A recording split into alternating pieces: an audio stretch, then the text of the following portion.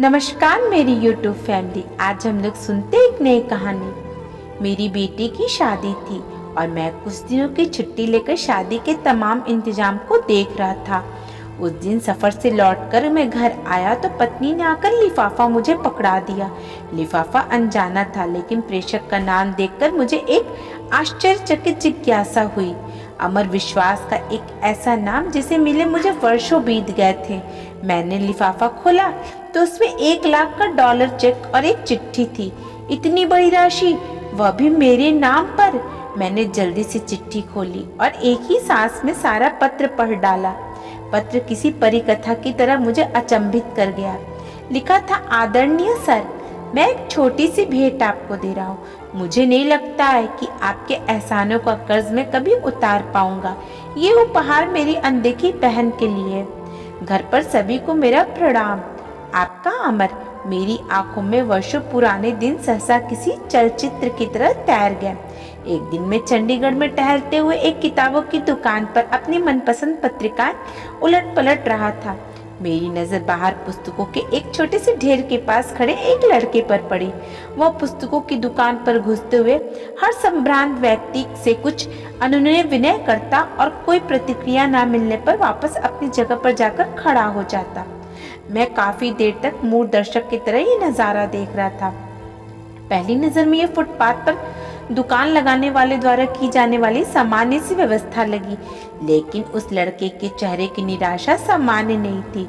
वह हर बार नई आशा के साथ अपनी कोशिश करता, फिर वही निराशा। मैं काफी देर तक उसे देखने के बाद अपनी उत्सुकता दबा नहीं पाया और उस लड़के के पास जाकर खड़ा हो गया। वह लड़का कुछ सामान्य सी विज्ञान की पुस्तकें बेच रहा था। मुझे देखकर उसमें फिर उम्मीद का संचार हुआ और बड़ी ऊर्जा के साथ उसने मुझे पुस्तकें दिखानी शुरू की। मैंने उस लड़के को ध्यान से देखा। साफ सुथरा, चेहरे पर आत्मविश्वास, लेकिन पहनावा बहुत ही साधारण। ठंड का मौसम था और वह केवल एक हल्का सा स्वेटर पहने हुआ था। पुस्तकें मेरी किसी काम की नहीं थी, फिर भी मैंने जैसे किसी सम्मोहन से बंधकर उससे पूछा, बच्चे ये सारी पुस्तकें कितने की हैं? आप कितने दे सकते हैं सर? अरे कुछ तुमने सोचा तो होगा, आप जो है दे दोगे। लड़का थोड़ा निराश होकर बोला, तुम्हें कितना चाहिए? उस लड़के ने अब ये समझना शुरू कर दिया कि मैं अपना समय उसके साथ गुजार रहा हूँ। 5,000 रुपये, वह लड़का कुछ कड़वड़ाहट में बोला। इन पुस्तकों का कोई 500 भी दे दे तो बहुत है। मैं उसे दुखी नहीं करना चाहता था, फिर भी अन्यासा मुंह से निकल गया। अब उस लड़के का चेहरा देखने लायक था। मैंने ढेर सारी निराशा किसी ने उसके चेहरे पर उड़ेल दी हो और मुझे अपने कहे पर पछतावा हुआ। मैंने एक हाथ उसके कंधे पर रखा और उसे सांत्वना भरे शब्दों में फिर पूछा, देखो बेटे, मुझे तुम पुस्तक बेचने वाले तो नहीं लगते हो। क्या बात है, साफ साफ बताओ कि क्या जरूरत है? वह लड़का तब जैसे फूट पड़ा। शायद काफी समय निराशा का उतार चढ़ाव अब उससे बर्दाश्त के बाहर था। सर, मैं 10+2 कर चुका हूँ। मेरे पिता एक छोटी सी रेस्टोरेंट में काम करते हैं।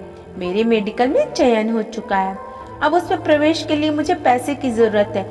कुछ तो मेरे पिताजी देने के लिए तैयार हैं, कुछ का इंतजाम और अभी नहीं कर सकते हैं। लड़के ने एक ही सांस में बड़ी अच्छी अंग्रेजी में कहा, तुम्हारा नाम क्या है? मैंने मंत्रमुग्ध होकर पूछा। अमर विश्वास। तुम विश्वास हो और दिल छोटा करते हो। कितना पैसा चाहिए? 5,000? अब की बार उसके स्वर में दीनता थी। अगर मैं तुम्हें ये रकम दे दूं तो क्या तुम मुझे वापस कर पाओगे? इन पुस्तकों की इतनी कीमत तो है नहीं।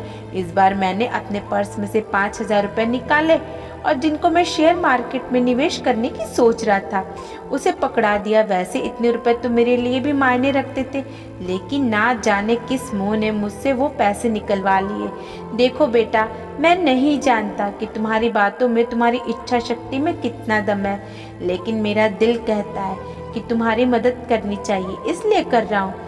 तुमसे 4-5 साल छोटी मेरी बेटी भी है मिनी, सोचूंगा उसके लिए कोई खिलौना खरीद लिया। मैंने पैसे अमर की तरफ बढ़ाते हुए कहा। अमर हतबद्ध था, शायद उसे यकीन नहीं आ रहा था। उसकी आंखों में आंसू तैराए। उसने मेरे पैर छुए तो आंखों से निकली 2 बूंदें मेरे पैरों पे चूम गई। ये पुस्तकें मैं आपकी गाड़ी में रख दूं? कोई ज़रूरत नहीं है, इन्हें तुम अपने पास रखो, ये मेरा कार्ड है। जब भी कोई ज़रूरत हो तो मुझे बताना। वह मूर्ति बनकर खड़ा रहा और मैंने उसका कंधा थपथपाया और कार स्टार्ट करके आगे बढ़ा दी। कार को चलाते हुए यह घटना मेरे दिमाग में घूम रही थी कि मैं अपने खेल जुए के बारे में सोच रहा था, जिसमें अनिश्चितता ही ज़्यादा थी। कोई दूसरा सुनेगा तो मुझे एक भावुक मूर्ख से ज़्यादा कुछ नहीं समझेगा। अंत में मैंने ये घटना किसी को ना बताने का फैसला किया। दिन गुजरते गए। अमन ने अपने मेडिकल में दाखिले की सूचना मुझे एक पत्र के माध्यम से दी। मुझे अपनी मूर्खता में कुछ मानवता नजर आई। एक अनजान सी शक्ति में ये कहे दिल में अंदर बैठे मानव ने मुझे प्रेरित किया और मैं 1000-2000 रुपए उसके पते पर फिर भेज दूं। भावनाएं जीती और मैंने अपनी मूर्खता फिर दोहराई। दिन हवा होते गए। उसका संक्षिप्त सा पत्र आता जिसमें 4 लाइनें होती, 2 मेरे लिए, एक अपनी पढ़ाई और एक मिनी के लिए, जिसे वह अपनी बहन बोलता था और मैं अपनी मूर्खता दोहराता और उसे भूल जाता। मैंने कभी चेष्टा भी नहीं की कि उसके पास जाकर अपने पैसे को उपयोग देखूं। ना कभी वो मेरे घर आया। कुछ साल तक यही क्रम चलता रहा। एक दिन उसका पत्र आया। वो उच्च शिक्षा के लिए ऑस्ट्रेलिया जा रहा है। छात्रवृत्तियों के बारे में भी बताया था और एक लाइन मिनी के लिए लिखना वो अब भी नहीं भूला। मुझे अपनी उस मूर्खता पर दूसरी बार फक्र हुआ। बिना उस पत्र की सच्चाई जाने समय पंख लगाकर उड़ता गया। अमर ने अपनी शादी का कार्ड भेजा। वह शायद ऑस्ट्रेलिया में ही बसने के विचार में था। मिनी भी अपनी पढ़ाई पूरी कर चुकी थी। एक बड़े परिवार में उसका रिश्ता तय हुआ था। अब मुझे मिनी की शादी लड़के वालों की हैसियत के हिसाब से करनी थी। एक सरकारी उपक्रम का बड़ा अफसर कागजी शेर ही होता है। शादी के प्रबंध के लिए ढेर सारे पैसे का इंतजाम, उधेड़-बुन और अब वह चेक। मैं वापस अपनी दुनिया में लौट आया। मैंने अमर को एक बार फिर याद किया और मिनी की शादी का एक कार्ड अमर को भी भेज दिया। शादी की गमागमी चल रही थी। मैं और मेरी पत्नी व्यवस्थाओं में व्यस्त थे और मिनी अपनी सहेलियों में। एक बड़ी सी गाड़ी पोर्च में आकर रुकी। एक संभ्रांत से शख्स के लिए ड्राइवर ने गाड़ी का गेट खोला तो उस शख्स के साथ उसकी पत्नी, जिसकी गोद में एक बच्चा था, वो भी गाड़ी से बाहर निकले।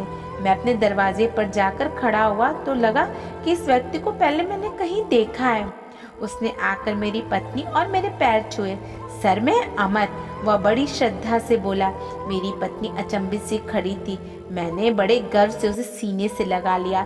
उसका बेटा मेरी पत्नी की गोद में घर सा अनुभव कर रहा था। मिनी अब भी संशय में थी। अमर अपने साथ ढेर सारे उपहार लेकर आया था। मिनी को उसने बड़ी आत्मीयता से गले लगाया। मिनी भाई पाकर बड़ी खुश थी। अमर शादी में एक बड़े भाई की रस्म हर तरह से निभाने लग रहा था। उसने ना तो कोई बड़ी जिम्मेदारी मुझ पर डाली और ना ही मेरे चाहते हुए मुझे एक भी पैसे खर्च करने दिए।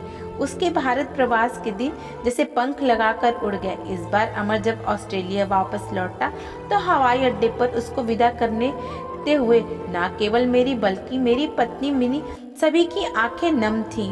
हवाई जहाज ऊंचा और ऊंचा आकाश को छूने चल दिया और उसी के साथ मेरा विश्वास भी आसमान छू रहा था।